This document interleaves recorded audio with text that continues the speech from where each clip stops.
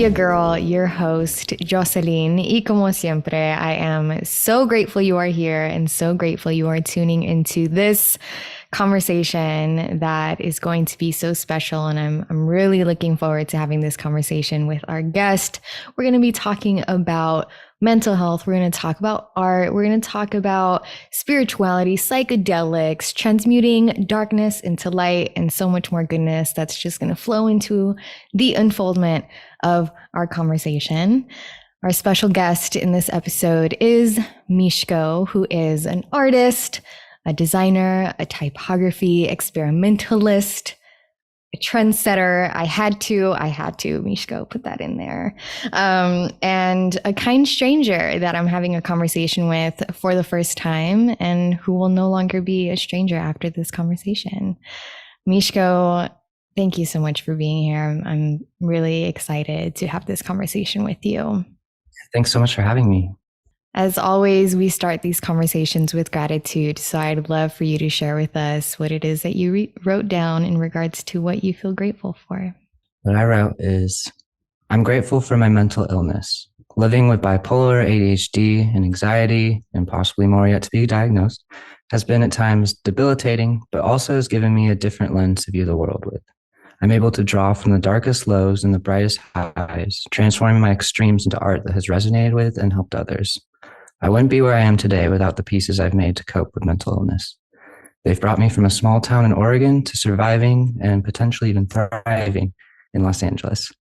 I know I wouldn't have been as willing to throw myself fully into the uncertainty of chasing my dreams without already having my life fall to shambles so many times internally.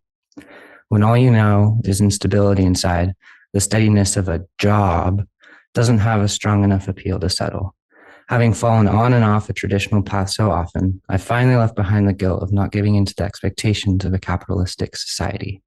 I feel strongly that we all have a destiny we'll be led to if we listen to our intuition and don't let others' fear hold us back. We all have our own cards and battles, but I believe we all have it within ourselves to transform them into something beautiful. I literally had my eyes closed the whole time that you expressed that, because that's such a beautiful expression of gratitude. And I'm excited to dive into that.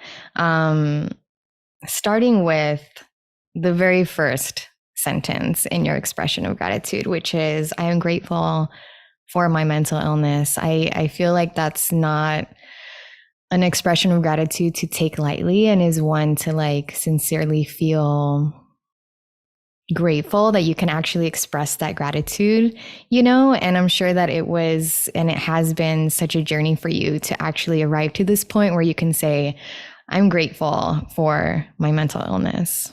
Oh, definitely. Tell us a bit about that journey, like arriving to this point, because I'm sure it hasn't always felt that way where you felt grateful for your mental illness.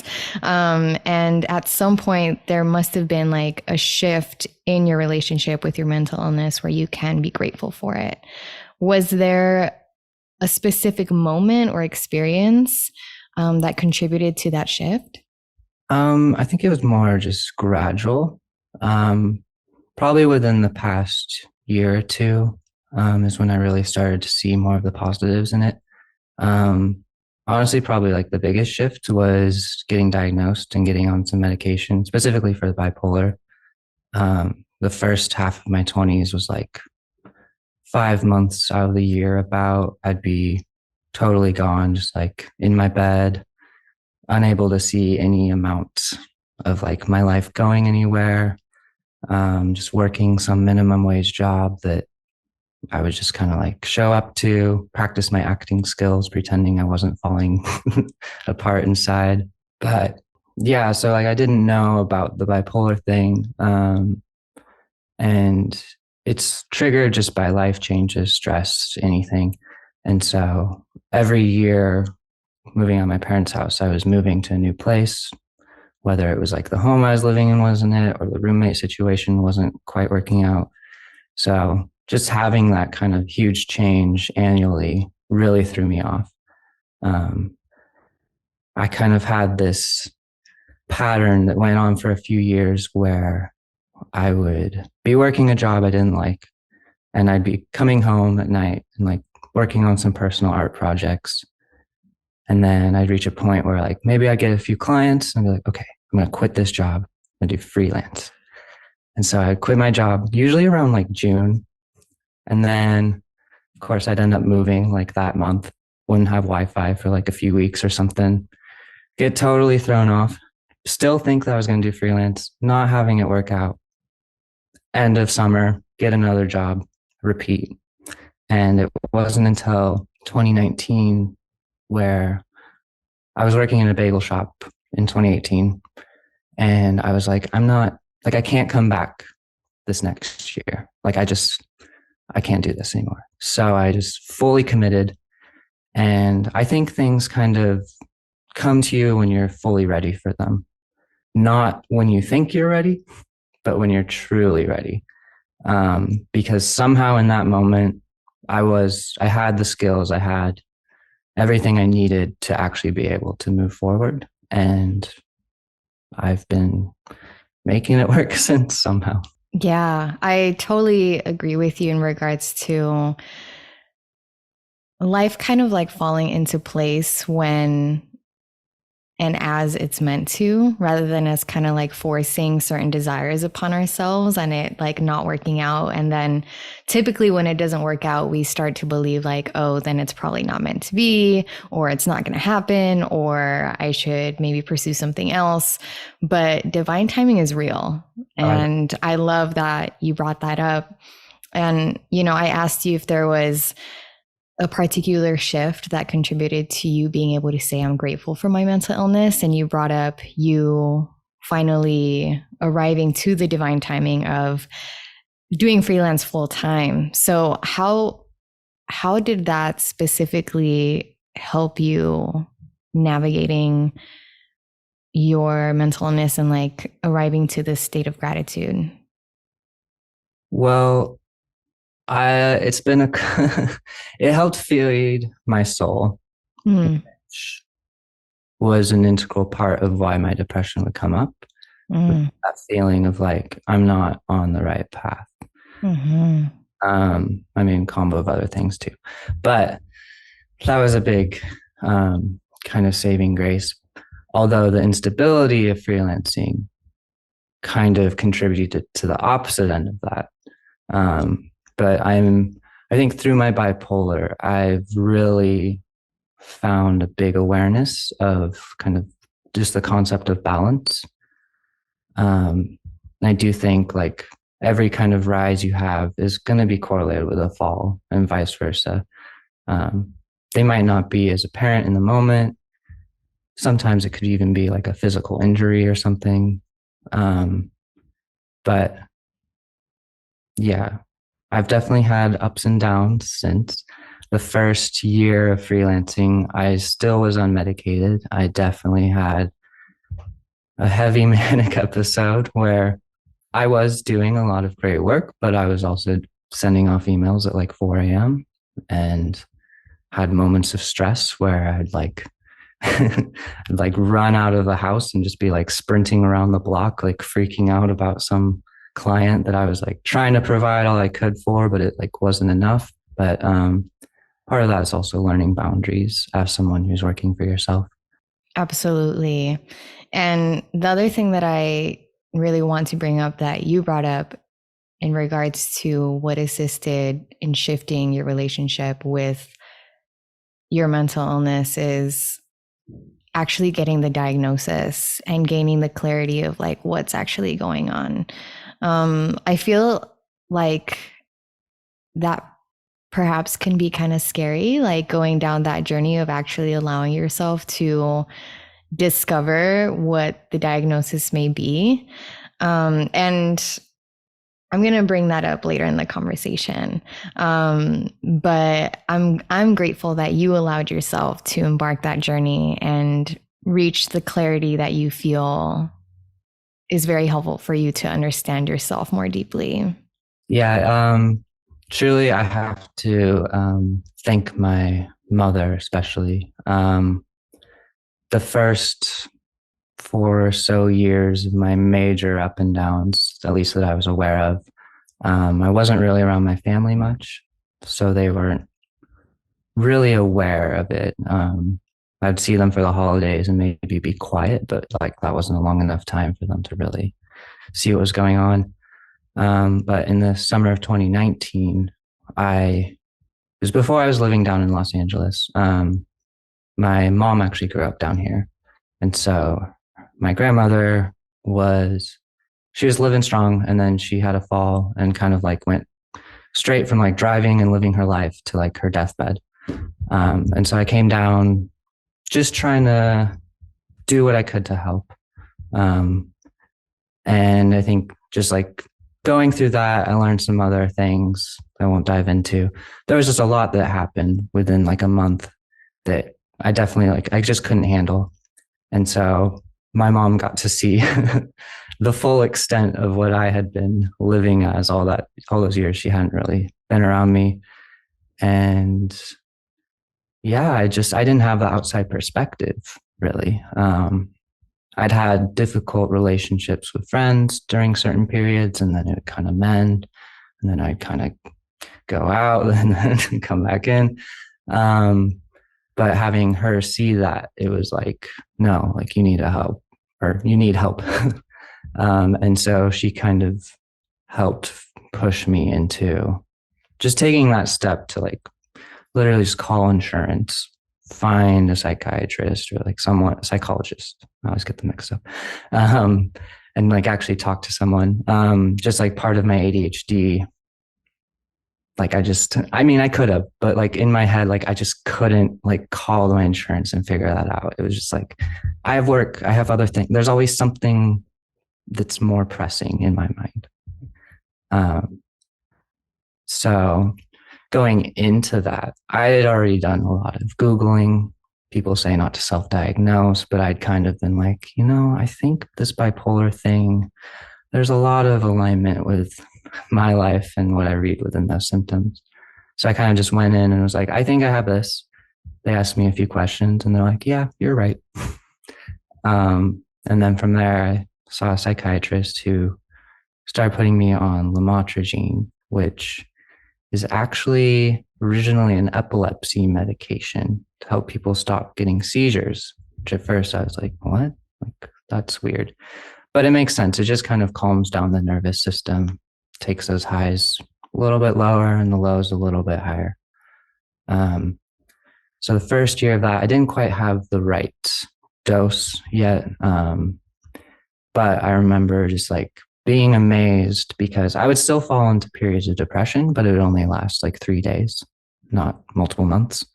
So I was like, oh, wow, this stuff works. And then I upped it again. And now like, I'll definitely have the occasional day where I'm just like, can't. But it's usually just like those periods where with freelancing, I don't get work sometimes for an extended period of time. And at a certain point, it's like, will I ever get work? Like I know I will logically because I have before, but it's usually just like a day of like, and then the next day I'm like, okay. And that's made a big difference. Yeah. Yeah. Shout out to your mom. And the way that I'm perceiving what you expressed is that you kind of experienced your mental illness on your own for a long time, like in solitude, and no one really knew like the bareness of that in you. Yeah, like my roommates just kind of, I don't know. I remember one summer where they're like, "You're changing. Like I don't know what's going on with you, but like you're not the same. You're not who I used to know."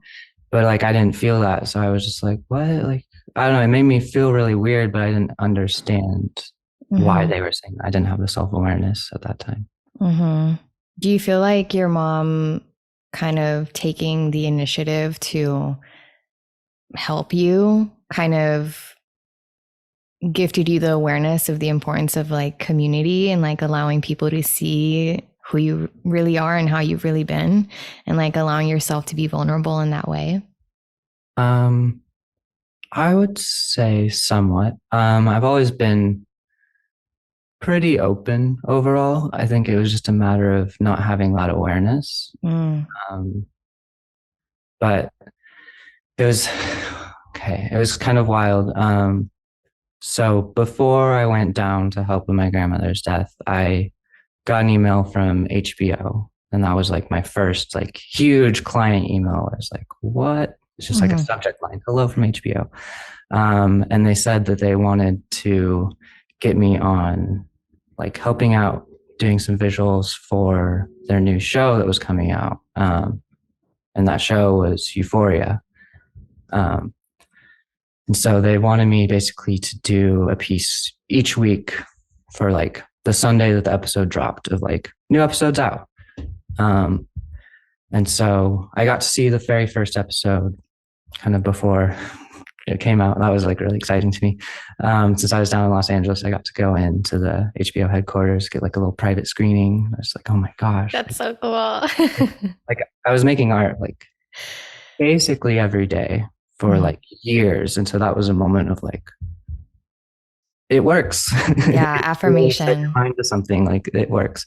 Anyway, that show, I mean, a lot of people have seen it by now, but you know, it's about a character who has a lot of mental health issues and fell into using drugs to deal with them.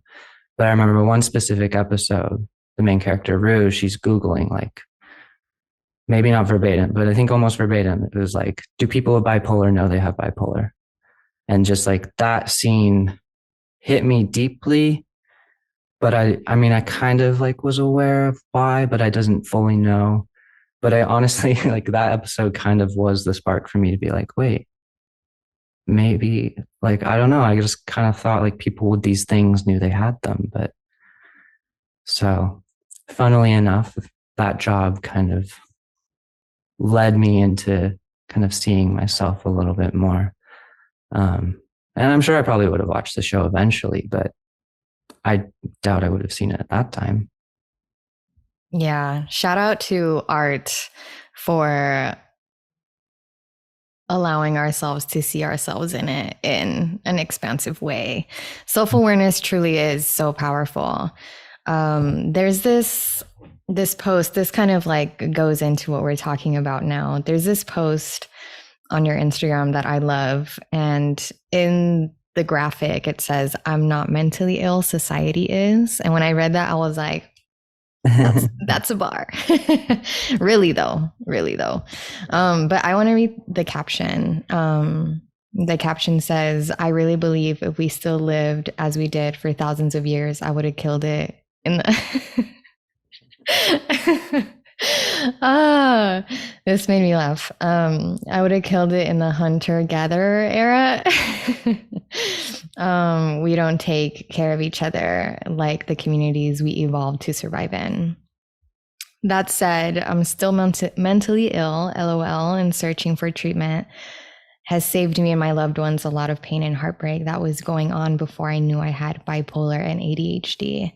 If you're able to, please take those difficult steps to finding a smoother and more stable way of living. The journey isn't easy, but it is worth it.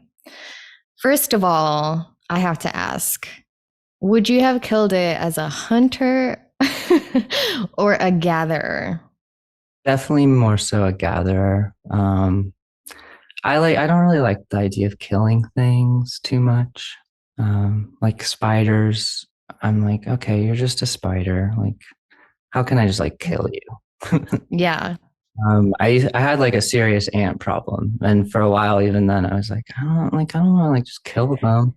And then I was talking to a friend who was like, no, like there's so much more ant mass than like the amount of humans. Like it's okay. So like, okay, I guess yeah. Everything in the universe operates on like this life death regurgitation kind of like thing. But I think like especially the ADHD aspect of like, okay, I looked here, wait, what's that? Oh, let me look over it. Oh, what's that? Like, you know, just kind of this constant like whatever's in front of me that's like the most obvious thing to me is where I'm gonna go next. And so in that kind of context, I feel like it makes sense both like exploration, but also just finding new things that could help the community. I would be a gatherer too. Did you have, in the second part you mentioned, searching for treatment really saved you and your loved ones a lot of pain and heartbreak. Was there any resistance, in allowing yourself to like get treatment? Um, for years, I didn't want to be medicated. I hadn't really done proper research on it, but I was like, I just didn't want to feel like I was relying on some sort of like chemical compounds that I didn't really know what was going on. I just, I don't know. My parents like were full on hippies, like were of that age in like the 70s and everything. And they never expressed anything. Like they put like my mom ended up finding out she had ADHD later in life, ended up getting on meds. But I think just kind of that like installing like the idea of just like trying to hold on to more like natural ways of going about it. Um, yeah, I mean, I don't know. It's just like kind of freaky to think about like, oh, I'm going to take like a medication and I have to take it every day. And it's not something where I can like stop taking it eventually. Yeah, it scared me. I remember the first, like once I picked it up and I was like, gonna take the first one, I was like, so terrified. Like I had done like acid and shrooms already before that. And I felt like I was almost more scared to take the thing that would like, I mean, at the time, there's still that kind of journey of like not every medication works the same for everyone. So there's a little bit of that fear too. But like, I think it was just going into it knowing that it was like a long term thing kind of scared me. Um, but definitely after a few years of the ups and downs, I was like, no, I need, like, I can't keep living this way. It's not, it's not good. Yeah. And I feel like eventually it does get to that point where you're like tired of being tired, where you get to a point where you're like, you have to like keep it real with yourself and be like, what I've been doing and how I've been going about life has not been working. So I need to try something different. And I think there's so much power and self liberation and even reclamation in some ways, like in allowing yourself to choose differently and to explore new ways and to eventually find what feels good to you. And being okay with the fact that what feels good to you and works for you may not look the same as what feels good for everyone else. So I'm proud of you for allowing yourself to choose differently and to change and find what feels good. That's really important and honestly takes a lot of courage sometimes in this life. Sure. Yeah. Thank you for that. And yeah, going back to that post that you brought up, um, just especially in American society, it's so individualistic that I can't really see a path without medication and the ambition I have and what I'm trying to do in my life. Um, but I remember watching a video. I don't remember where it was, but it was about this indigenous tribe, and they were saying like if someone's depressed, we just like ask them why, and then we provide them with the like the solution. Um, so I do think that there's potential out there if you have the right kind of communities to not need like these medications, but the way that things are going, the rate that things are changing, like it's really, I don't know. I strongly encourage anyone to be more open to that approach, even if it kind of feels wrong to you on some sort of spiritual level or something. We just Mm-hmm. don't live in a place anymore where you can really healthily function on your own. Mm-hmm. Yeah. What inspired this post and these words? I'm not mentally ill, society is. Like, was there a specific thing where you like went from whatever that was to like writing these words down? I can't remember. Honestly, I was probably having a bad day. And then I probably made that post the next day, or maybe I made that piece late at night. Um, I do have now lately, like when I do have a bad day, I kind of like sit in it, trying to get myself out of it. And throughout the day, I mean, I'm still working on all this. I still do have kind of a reliance on smoking weed at times to kind of get me out of those moments. Um, I want to do more proper research and like integrating breathing techniques and all that to kind of get myself off of feeling like that's a need.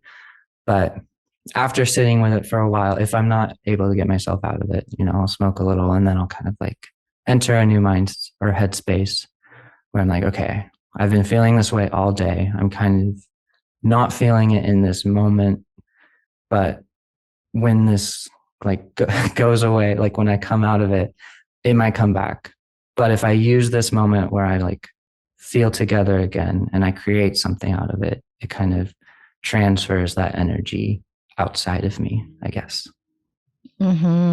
That's how I feel about journaling. Like that's what writing is for me. And sometimes when I don't know, I do believe that expression is so important because it's that liberation of like an energy that is within us being like expressed and put out there and like no longer taking up space within us.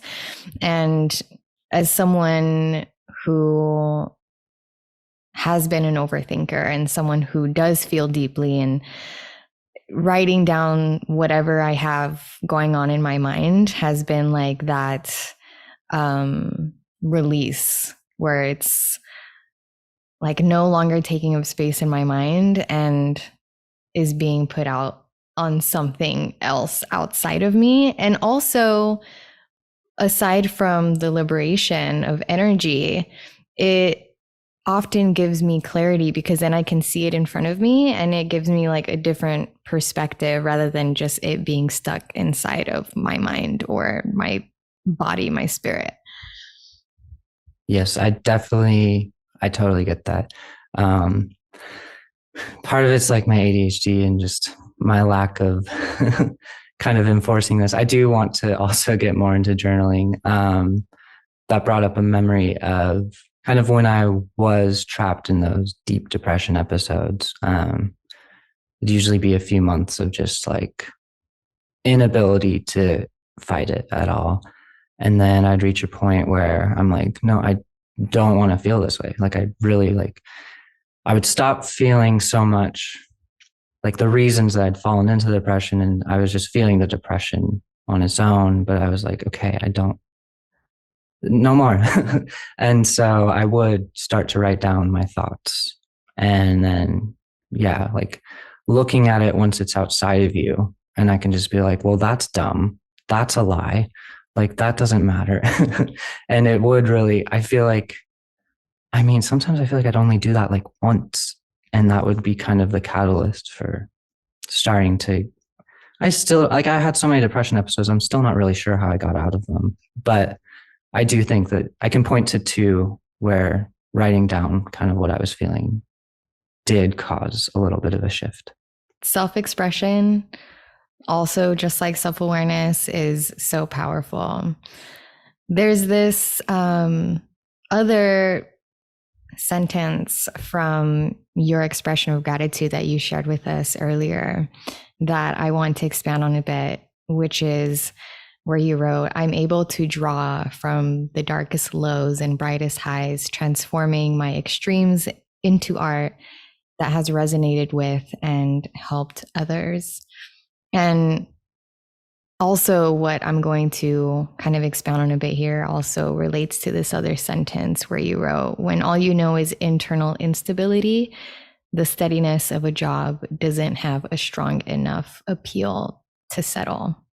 And also, where you wrote, I know I wouldn't have been as willing to throw myself fully into the uncertainty of chasing my dreams without already having my life fall to shambles so many times. And what I want to kind of highlight here from those sentences is how like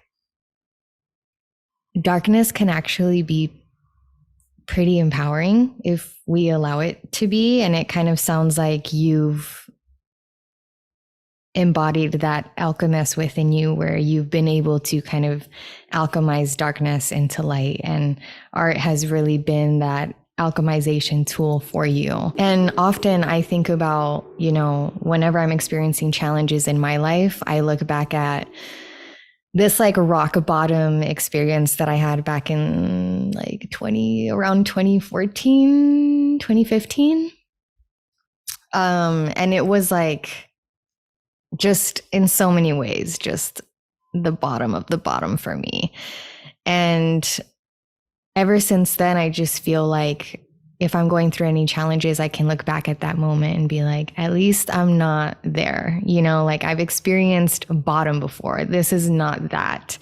And in so many other ways, darkness is really a tool and a teacher. And yeah, it can be really empowering, like I said, if we allow it to be. And I feel like you understand what I'm saying, and you've gotten to that point where you can kind of use darkness to your advantage in a way. The last like longer depression episode, I had gotten into the habit years prior, and it kind of stopped becoming a habit and more of a need of like creating some sort of art piece and posting it onto Instagram. I have a love-hate relationship with social media, but it gave me an anchor of like when I didn't have any work coming in and I didn't have anything that felt like I was able to progress further into what I wanted to be. At least like I could force myself to spend like an hour or two creating something.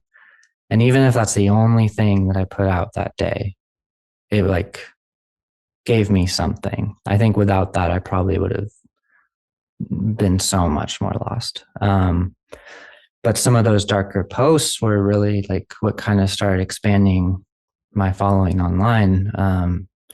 Because I think just a lot of people feel those ways. And if they don't feel it to the same degree, we all have that range of emotion. And I think there's been a big shift the past few years, maybe longer, where mental illness has become less stigmatized. But even still, like in our daily life, I feel like we don't often see expressions of kind of that darker side. And so I always wanted to try and make it look kind of like something beautiful, something that you like to look at, but it's still about something like very heavy. And so for a while I was doing those kind of, usually just like a word or phrase. I always was pulling from either something I said that day, something a friend said that day, or just like a thought. I always wanted it to be very real. So it was like just a true expression of how I was feeling that way, in a way, kind of a diary entry. And then kind of as I would shift a little bit towards like, I don't want to feel this way, I would start to try and reframe it as like, okay, I feel this way, but there's this other side. There's like some hope there. So it would switch from like, I'm not going to try and come up with an example, I'll blank, but just trying to shift away from just manifesting that negative energy into something to trying to transform it into like, okay, you feel this way, but also this exists too. Like look towards that. Even if you still feel this way, that exists. Mm-hmm. And I think Yeah. that's when things really started to change. Mm-hmm.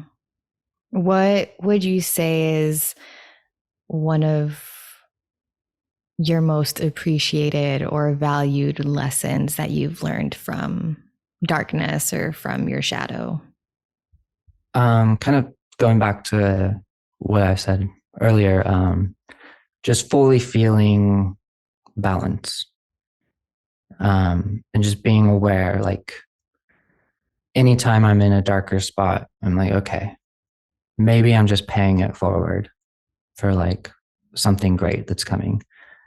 And like, I don't always feel that and experience that when I'm in those darker places, but I've lived it enough that, like, at a logical level, I'm usually able to be like, okay, I just have to sit here so then I can reach a different spot soon.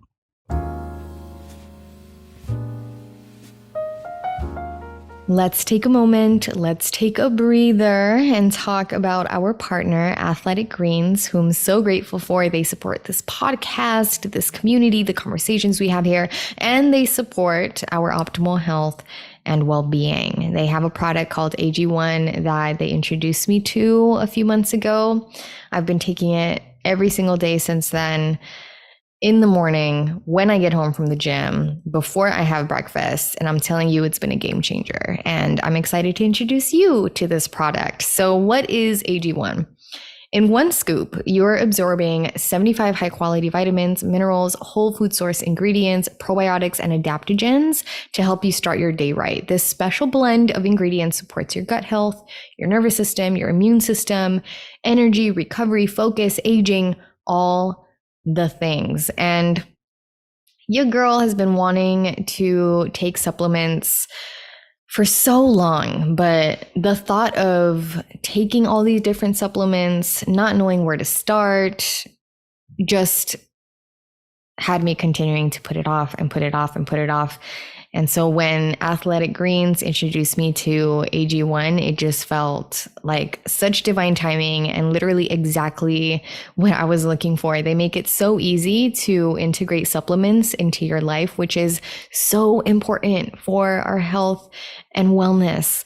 And literally you're getting all this goodness and greatness in just one scoop. And I love that it's lifestyle friendly. So whether you eat keto, paleo, vegan, dairy-free, or gluten-free, it is friendly for your lifestyle choice. And it contains less than 1 gram of sugar, no GMOs, no nasty chemicals or artificial anything, while still tasting good. Because some of these products taste kind of nasty, but this one doesn't. And I'm keeping it real with you. It honestly tastes really good.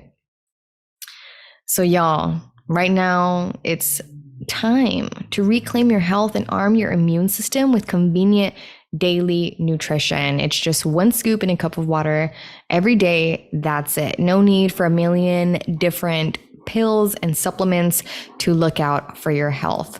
And to make it easy, Athletic Greens is going to give you a free 1-year supply of immune supporting vitamin D and 5 free travel packs with your first purchase. All you have to do is visit athleticgreens.com/SWG. Again, that is athleticgreens.com/SWG to take ownership over your health and pick up the ultimate daily nutritional insurance. I put the link in the description below for your convenience.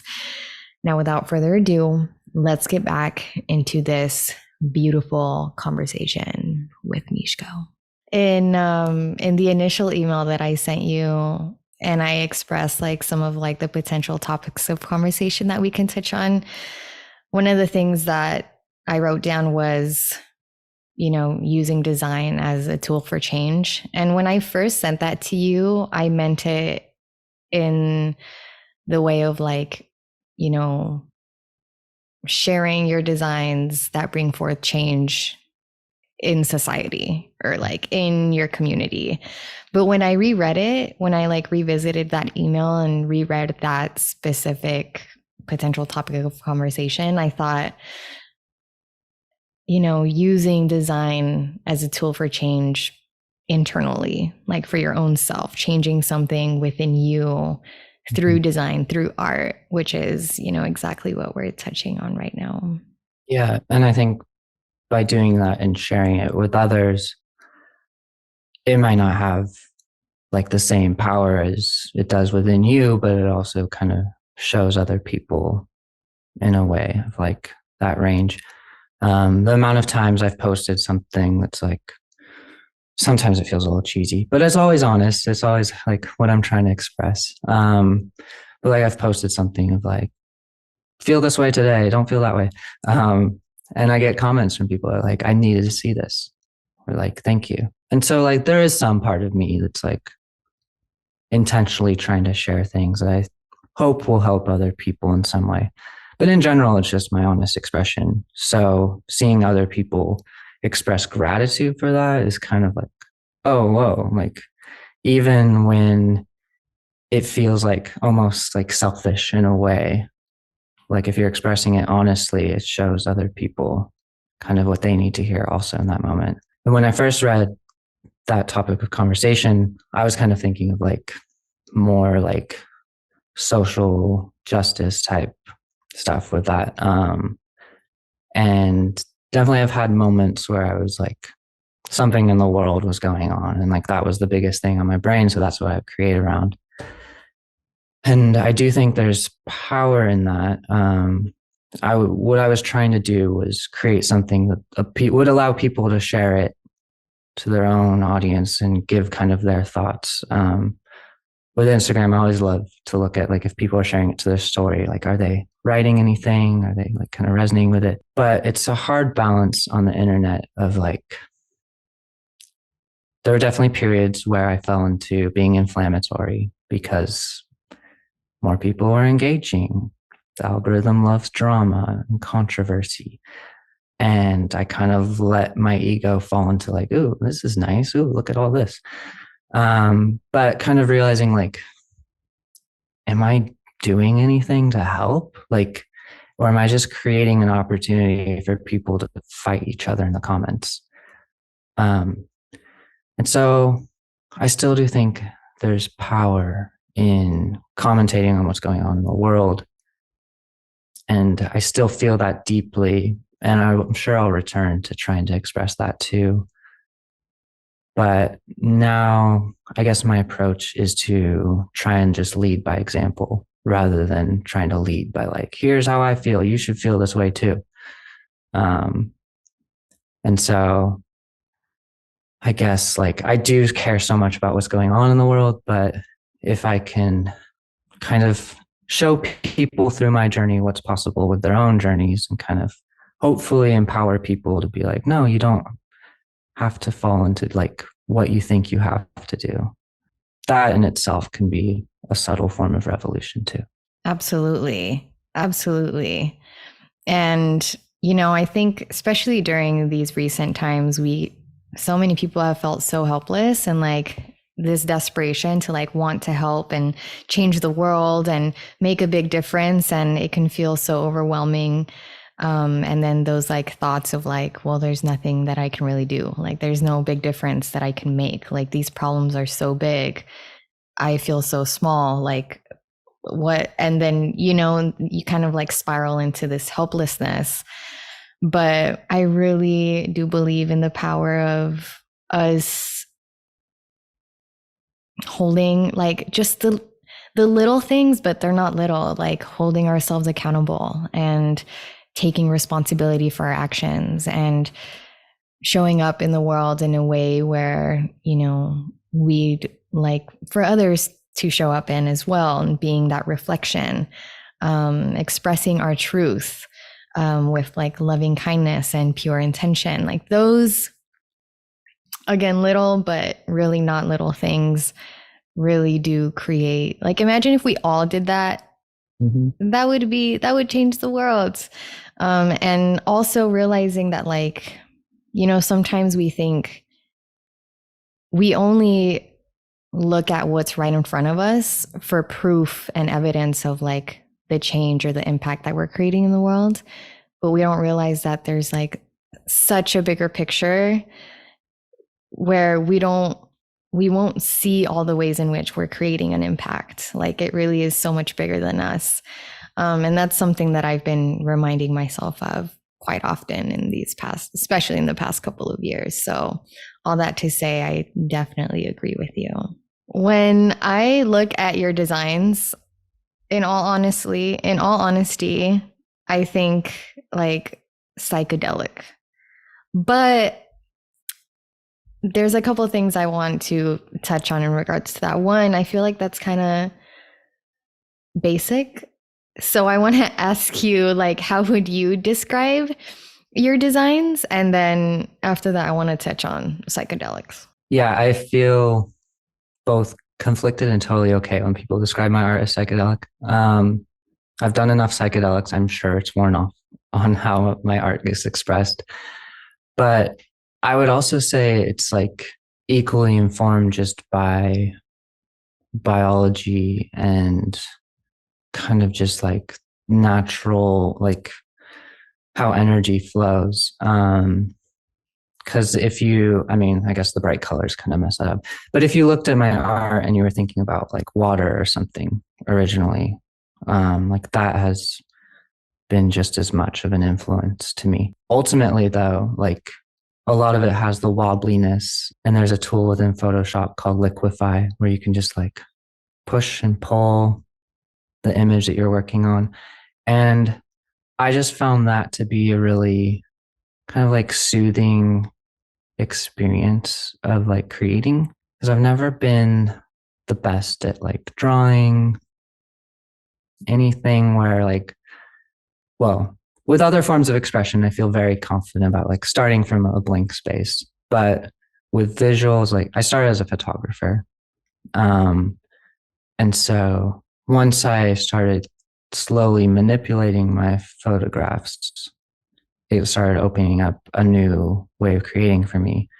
And so a lot of my art is just born from like, okay, what if I take this thing and I just mess with it for a while? And then I would say like the other influences are honestly like VHS covers growing up. There, we had a bunch of VHSs. We had like an old TV for the longest time. And they're all kind of scratched and distressed because they're old. And so I think that, and then also seeing old family albums with like photos from the 80s of my parents, like it's kind of just this feedback of nostalgia as well. I think nostalgia is forever the biggest trend, especially now that we're in this like new chapter where it's like, what is like anything's possible now. I don't know what terrible thing or amazing thing could happen, but I guess it'll just happen. And nostalgia helps us kind of feel a little bit more grounded again. I'm kind of like going on and on, but I guess if I had to call my art like some sort of genre, psychedelic glitch is kind of what I came up with. I had a friend who was like super design nerd. I don't know. I'm like into it, but I just consider myself an artist. I wouldn't say I'm like, I don't know, like terms or like people or like, but he said something that really, I was like, oh, okay, I like that. Where he's saying like glitch art is kind of like modern grunge because so much of our life is spent staring at a screen and it's just so clean and perfect and like, just like no imperfections. But like our natural world is nothing like that. You can't look at anything without seeing some sort of imperfection, even if it's just like a little bit of dust on a tabletop. And so I think I wanted to just bring more of that like visceral physical feeling into this like digital form. So I guess my art's just a combo of all of that happening. Yeah, I appreciate you expanding on all that. And what really resonates with me in regards to your art is the water element. I hadn't really thought of that, and the fact that the tool is called Liquify. Um, yeah, because if you think of water, it's really like when I think of water, I think of, going with the flow. I think of allowing yourself to feel. I think of depth. I think of reflection. Mhm. And I feel like all of that is present in your design. So I love that. And transitioning into psychedelics, you mentioned that that has been a big part of your spiritual journey. And, in this conversation, we've talked a lot about, your healing journey, wellness journey. But let's talk a bit about your spiritual journey and your relationship with psychedelics. Whatever you're open to sharing, I'd love to hear it. Growing up, like when I first kind of heard about LSD, I think I just like immediately was so curious. Um, and I think for me, it was like growing up reading fantasy books, especially like it just sounded like a way to experience magic. And so I kind of always wanted to try it. And then, let's see, I'm like trying to backtrack my journey here. I don't know. I tried it a few times, and it like, remember the first time it kind of like broke down time for me for the first time, where I was like, I couldn't really like describe it, but I was like, whoa, like time isn't real. I remember like I was trying to get a blanket from my room to lay down because we had this like laser star projector. I was like, that'd be so great if we just like lay down and look at that. Um, and I don't know how to describe it. I remember I was like, oh, I'll be back in a minute. Like I'm going to grab it. And I was like, wait, no, I won't be back in a minute because minutes don't exist. They're just like, we just invented them. And then I was like, just fell into this tumble. But that kind of helped me break free of, I used to have like this crazy anxiety about growing old. Like even like if friends would joke like, oh, you're going to look so funny, like with a big nose and big ears and you're old. I'd like almost have panic attacks just like thinking about that. And so psychedelics helped me to be like, wait, no, when I'm older, it's gonna be the exact same as now. My body will be different. I'll probably have more money and stability. So it'll probably just be better. So that was kind of a big, like, I stopped fearing the future and started looking towards it with excitement. So that was a big change. But probably the biggest shift for me was the first time I tried to meditate on an LSD trip. I was just in my room alone, had the windows open, could feel the air. And I can't really remember if I had been trying to get into a practice of meditating before that, or if it was just a spur of the moment, like, oh, I should try this now. But I just kind of sat there and I realized a mantra for myself, kind of like trying to get to this, but also backstory. So my dad is like super science, like logic, like not very emotional. Like his, he's very caring and loving, but like his capacity for emotional empathy is a little bit lower. But he's like really big on just like the scientific process. But at the same time, his views probably line up the most. If I were to do like a religion with like kind of Buddhist views, I remember he didn't really explain much of it to me, but I knew he was like reading books and like kind of experiencing that. I remember growing up, like walking into his room once and he was like sitting on a pillow, like on the ground meditating. And it freaked me out as a kid. I don't know why. I was just like, what? I don't know. It almost scared me, which is kind of weird. But anyway, so I kind of like, I was aware of meditating, but on this trip, I was like, okay, like I took physics in high school. I do think like we're all atoms in empty space. So like kind of the mantra I had in that moment was, okay, I'm nothing, because I was just like trying to feel that empty space, but also I'm everything because I'm like, I was trying to basically break down my body and just feel kind of the seamless transition. So I just kept repeating like I'm nothing, but I'm everything, and just like kind of trying to say that over and over again. Meditating has never been something that comes easy to me. I think a lot of people experience that, but my thoughts just are like, poo, poo, poo, poo. I get the concept of standing outside and observing your thoughts. I don't know if I've actually experienced that. But anyway, during this kind of meditation, I was sitting there, my eyes closed, feeling the wind, repeating that phrase in my head. And then I started to see like light rays kind of bursting through with my eyes closed.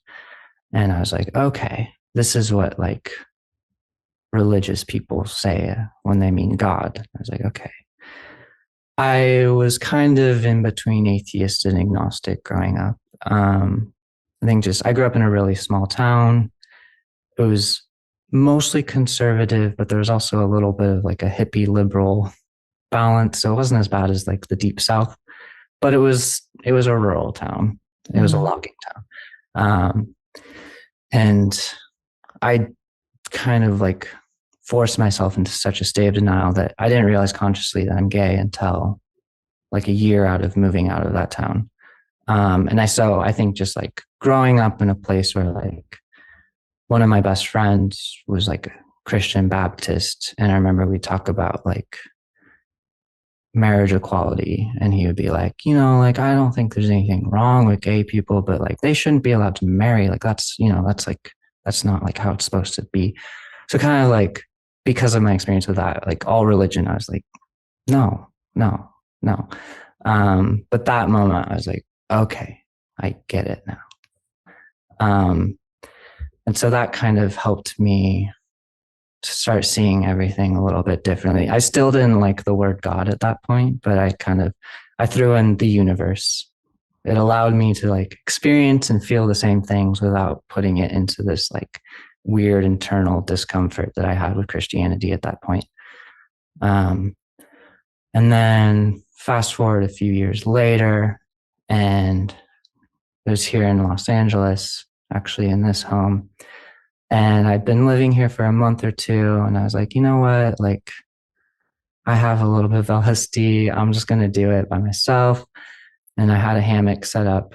And I was like, okay, I've like had this kind of experience of like these light rays coming in, and it fascinates me. And this kind of comes with this feeling of like euphoria. That show, tying that back in, called it. Um, but so I was like, okay, what if I just like go into this like in a meditative mindset? Because I mean, usually when I would do some sort of psychedelic, I'd put on like an album that I really liked and try and transition into it in a calm, like nice headspace. But this time I was like, no, I want to be outside, just fully, just trying my best to meditate. And so it started coming on. I started seeing the light rays. But that time I was like, I want to go further. I want to go further. So I kind of like burst through, and then I don't know how to explain it other than I was just like bathing in light. I was surrounded by light. And in that moment, I was like, I guess like this is kind of what people say death is like. Um, and so I wanted to go into it further. I backtracking before that, I was really, again, doing that mantra of like, I'm nothing and everything, but I was really trying to focus on my body. And I kind of combo of intentionally and unintentionally, I was trying to like dissolve my body. And I like watched the Avengers movies last winter out of curiosity. I don't really care for that whole Marvel machine, but I was like, okay, whatever, it's the biggest movie. Anyway, so I describe it as like when they all get kind of dissolved and like turn into sand and like disintegrate. It was kind of slowly. It started at my feet, kind of went up my body. And then like once it reached my head, that's when I fully burst through. And I was just like bathing in light. Um, and I guess in a way I could still feel my body, but I just felt this sense of like the best feeling that I'd ever had. It was like the ultimate calm. And I was like, everything that's happened to me doesn't matter. Anything that could happen to me doesn't matter, but in a positive way.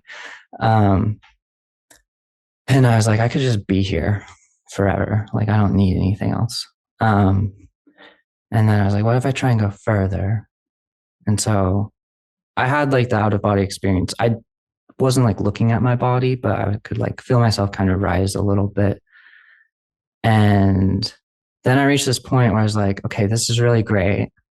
But like, what if I go further and I can't get back to my body? Like, am I going to actually die? I was like, I don't know if like you can die just from meditating on acid, but I was like, I don't know. This is like so visceral Yeah. that I was just like, I'm okay with dying right now. Like, if this is death, like it's great. um, Yeah.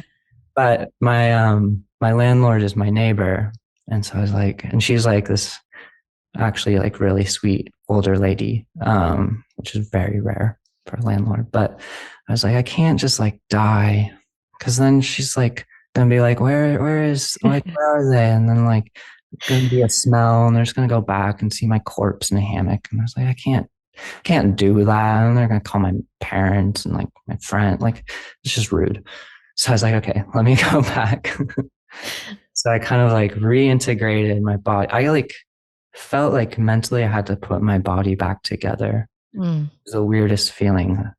And then out of that, I still felt really weird internally for like a good 2 or 3 hours. And it wasn't like the nausea that I'd experienced previously with psychedelics. It really did feel like I'd ripped apart my organs and put them back together. Mm-hmm.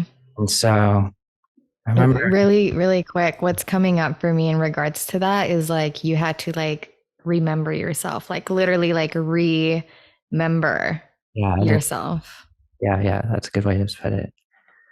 Um, but yeah, that was a pretty big experience. Definitely like the most spiritual experience of my life. I remember like I opened my eyes in the hammock and I think I literally said verbatim, like, well, I guess I'm probably enlightened now or whatever. And then I just like went on with my experience of that day. And I like understood how big it was, but it wasn't until like a few days later when I was like, kind of remembered that I said, like, I guess I'm enlightened now or whatever. And I kind of was like researching people's experiences. And I was like, oh, like, I don't know if I could say I'm enlightened. Maybe I can, but I definitely experienced enlightenment in that moment. And then I kind of felt like coming out of that, that I understood how everything works. I don't know how it works exactly, but I felt like I just kind of understood it all. Um, and then, like a year or so later, I was having drinks with a friend, and that didn't come up, but somehow it ended up like they told me about an experience they had as a kid where they medically died for a few minutes, like in the hospital. And they were just telling me about this experience, and it was almost exactly the experience I had during that meditation. And I was like, whoa, maybe I would have died. But also, like, in that moment, I was like, okay, like, I'm pretty dang sure I know what dying will be like now. And so it really made me feel totally free of like, I mean, I don't feel that way in my day to day life anymore. But when I remember it, I'm like, okay. Like, in a non morbid way, I look forward to dying. It'll just be this nice, very beautiful moment. I don't know what'll happen after that. Personally, I fully believe in reincarnation, a combo of energy cannot be created or destroyed. And then the earth, it has gravity. So I feel like if our souls are energy, we're kind of like bound to this planet, at least for now. I've heard a lot of interesting kind of theories about like you have to live a certain amount of lives to kind of grow. My friend's been reading this book about like you kind of have a soul family that each life you encounter those people and you have Mm-hmm. to teach each other lessons. And if you don't learn whatever lessons that you need, then you're going to run into them again in the next life. Mm-hmm. Um, so I mean, as far as that goes, I'm like, I'm open to it. I have no idea. But I do like the idea that like you have to live multiple lives before you can transcend into another level. And I don't even know if we can transcend into another level. Maybe it's Mm-hmm. just this like loop. But um, yeah, I don't know. Like I before that, I kind of would tell myself I wasn't afraid of death, but you know, there's still that like, what's gonna happen? Like it's kind of terrifying. It's just over. You're just not here anymore. Mm-hmm. Um, so now I'm like, in a way, I look forward to it. Yeah. I'm still scared of the actual process. I hope it's like not too bad for me. Yeah. Trying to manifest just going out in my sleep. Yeah. Yeah, that experience especially. I know that people can enter that space solely from meditation, but I don't think the way my brain operates that I would have been able to really reach that level without psychedelics. Um, and so, yeah, in my day to day, I don't always like feel that and remember it, but overall, I would point to that as like one of the biggest changes in my life. Yeah. Like you can look back at those experiences and kind of like recenter yourself and the truth that you discovered there. Mm-hmm. Yeah. Those, thank you for sharing all of that. Those psychedelic experiences, those LSD experiences sound so beautiful.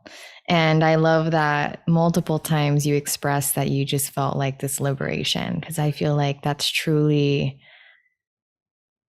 how our natural state of being is very liberated. And like even when we talk about like healthy relationships, and whether it's relationships with ourselves or with others or with our career, like a healthy relationship feels freeing to you, you know. And I think there's so many depths to that. But I guess moving forward, would you describe yourself as like spiritual? um yeah, how would you, and also you mentioned like that you'd like to get into journaling and you'd like to explore breath work, but what spiritual practices, if any, do you actually like, do you currently turn to and have found helpful? I think just creating, because I think art in itself is inherently spiritual if you're being honest with it. Because, yeah, as we've talked, it's just a way to kind of transform your energies. After moving to LA, like there's a lot of things about LA that are so LA. Um, like I kind of heard of manifestation and synchronicities and angel numbers and all these kind of like things where I was like, okay, sure, whatever. But kind of after just like living here and having some of those spiritual experiences, I do think there's something to all that as well. And part of me is like, maybe it's confirmation bias. Like, sure, I'm not gonna, there's still always a little bit of a skeptic in me. But when things are going really well and I'm fully open and I feel like I'm on the right path, I do start to see connections and things that aren't there when I feel just like in a state of stagnation. Um, like, I don't know, it feels beyond confirmation bias because like looking at my phone is like, oh, it's 11:11, and then I like set it down and do some other shit for a while, and then oh whoa, it's like 1:11 now, and then like later it's like, oh, it's how is it 5:55? Like, how am I just like looking at my phone at these specific times multiple times throughout the day? Yeah. um so like the angel numbers thing, I don't think that we as humans can ascribe meaning to like a string of numbers. To me, that's a little bit like naive to think that we have that much understanding. But I do like to see those things as like a little wink from the universe or God or whatever that you're doing well. Just keep doing what you're doing right now. Mm. Um, the same with like synchronicities. Like if I'm not in good spirits, I don't notice like, oh, I was talking about this thing with a friend and now I'm seeing it. Like, and I haven't thought about it in years. But when things are going really well, I feel like it can even be multiple times a day where I'm like, how is this like random movie or actor that I mentioned in conversation? Like, how am I now seeing them like elsewhere? Like, I don't know. It's like, it's beyond coincidence to me. Um, like I don't know, like after kind of my experiences and really embodying the spirituality that's come with them, like I no longer really believe in things like luck. I think that we all have our own paths and our own destinations. I think that fate is a thing, but I also think that we have the free will to mess that all up. Um, but I think if you are truly just like listening to your gut, fully following your intuition, even if it seems crazy at times, if you really truly follow that, you'll see things. Maybe it's like a few days later, maybe it's years later where you can point to that moment where you listen to yourself be like, if I hadn't done that, I wouldn't be where I am now. But going again back to that idea of like things will come when you're truly ready for them. Um, and that's the thing with like the idea of manifestation. Like I'll have like big ambitions. I'm like, this is going to happen this year. And it's like, okay, I can manifest that all I want, but I'm not ready for it. So it's not going to come. Mm. But if I put myself into that headspace 2, 3 years down the road, I'll be like, oh, here I am now. Yeah, I feel like in regards to that, it's about opening yourself up to receive and Mm-hmm. not necessarily attaching yourself to when it is that you'll receive it. Yeah, I think that our responsibility is more so in our receptivity than in trying to control when it's going to happen for us. definitely. And I love earlier how you mentioned like they're like winks from God or the universe. That's really cute. This has been such a lovely, wonderful, open, vulnerable, soft conversation. I appreciate you so much. I could go on and on Saying in that. conversation. And there's literally so many other questions that I could ask you, but I'm going to bring this full circle before we get into the final five, which are just five brief fill in the blanks. I believe that one of my beliefs, which you kind of touched on, is that we experience this lifetime and we experience ourselves. Like I'm experiencing Jocelyn for a reason because she comes with certain experiences and a certain personality and certain um et cetera, that will assist in my soul development. I do believe that each lifetime assists in the development of our soul.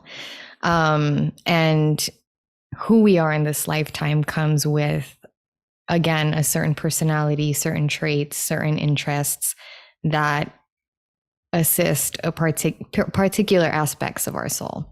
That said, what do you feel like if you kind of separate yourself from Mishko? What do you feel is a big part of your soul development in this lifetime that you as Mishko is assisting you with? I guess I kind of where I've reached now. I feel like for me, I just have to put everything I can into seeing myself arrive at the full potential I see inside of me. And I think by doing that, I will be able to continue to inspire other people to do that as well. Um, so part of it's like selfish ambition, but also like people have already said to me on the Instagrams and all that, like that I'm a huge inspiration. So if I can continue to push and expand upon anyone's possibilities or expectations of what I might do, then I can help pass that along to others as well. Um, I do now see myself like, I don't know, I've had friends and even a high school teacher when I asked them for like a letter of recommendation who like he wrote that I'm a leader by example. At that point in class, I was ridden with social anxiety, but just the way I conducted myself. Apparently, other people saw something in that. And then I had moments where like a huge opportunity would come my way, and I'm like, how? And my friend would be like, you're a leader. I'm like, what? But now, yeah, if I just try to lead by example as much as I can. And I think the further I'm able to push that, the more my soul will grow and be able to pass that along to others. Mm-hmm.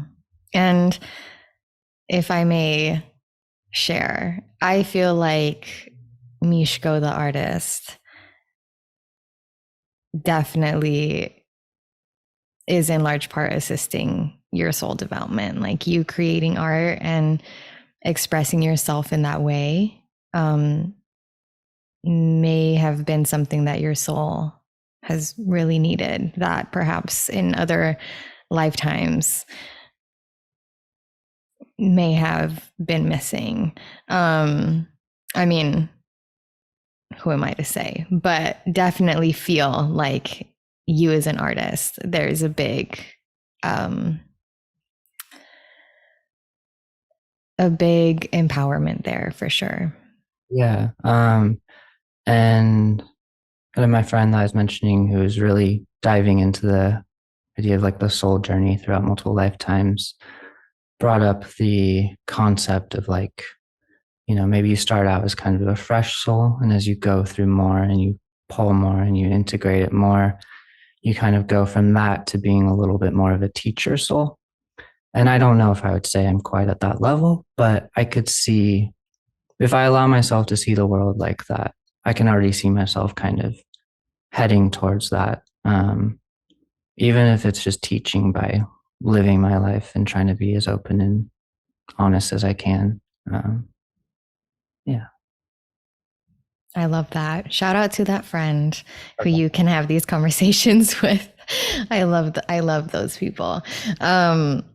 Before we get into the final five, I'd like to hold space for you in the case that there's anything on your heart that you feel the need to express that maybe we didn't touch on or you'd like to share with the listeners. But if not, no pressure. It's all good. The thing that comes to mind is going back to that idea of destiny. I think that internally, we all know what we want to be doing, outside of our ego. Because if you let your ego dictate that, like we see this with social media of all these people trying to be influencers and treating themselves as celebrities. But like I always knew inside that I wanted to create. My end goals is to end up in like the film and TV world. And where I grew up, like that's not a thing people do. You don't do that.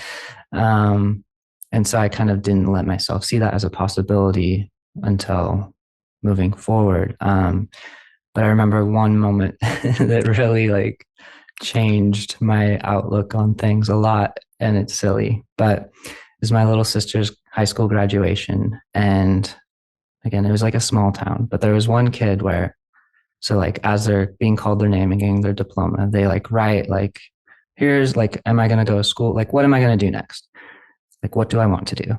And this one kid wrote like, I'm like going to get into wastewater management. And I just remember thinking like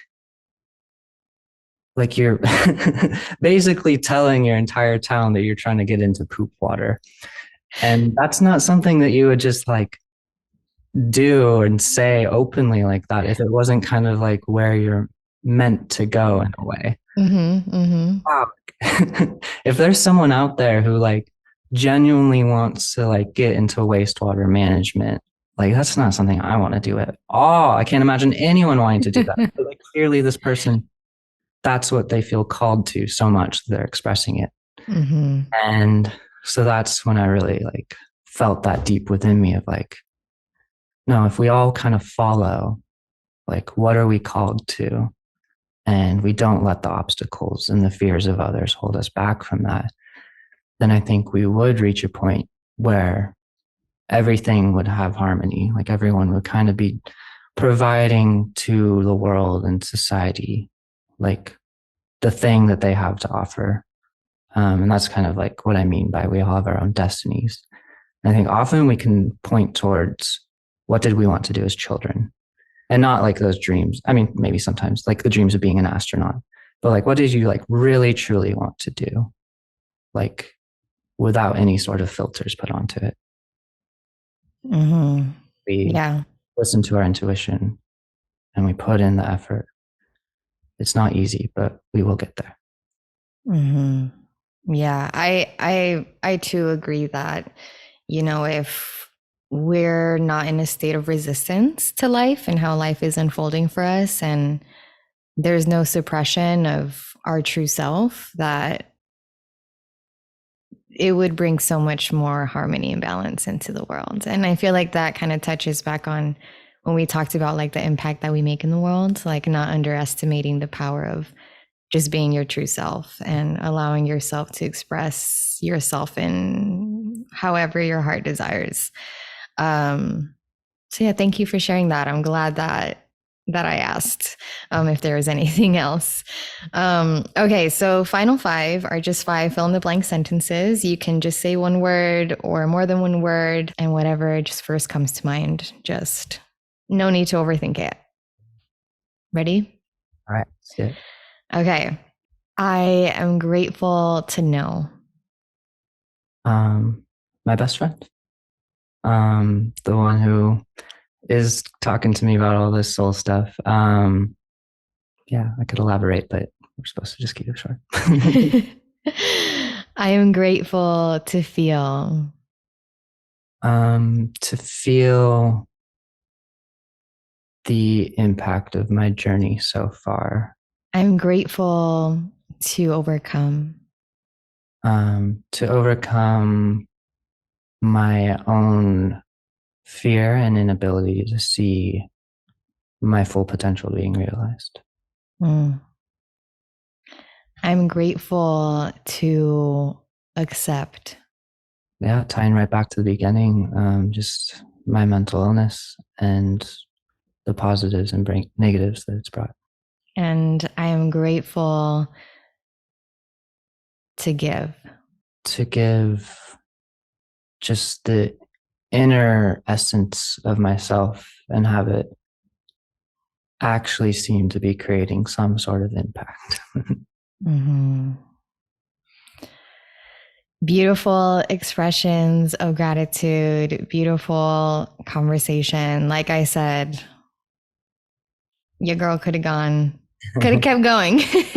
And I really appreciate that. I love um, meeting people and aligning with people and conversing with people who I feel like I could just continue in conversation with.